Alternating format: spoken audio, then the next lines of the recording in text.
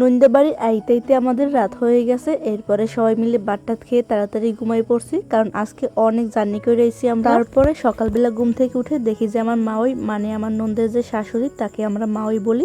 মাওইর আবার অনেকগুলো কবুতর আছে, তারপরে হাঁস মুরগি আছে, তো ওইগুলারে খাবার দিতেছে।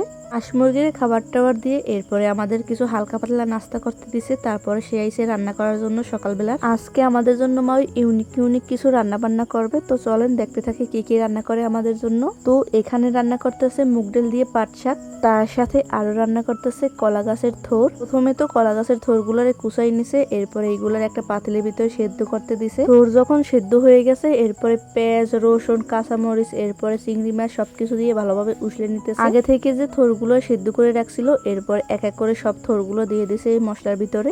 মশলার ভিতরে সব থোর দিয়ে অনেক সুন্দরভাবে ভাজি করে নিতেছে। ওই পাশে রান্না বান্না করতেছে, আর আমাদের জন্য অনেক বড় দেখে একটা কাঁঠাল কিনে আনছিল।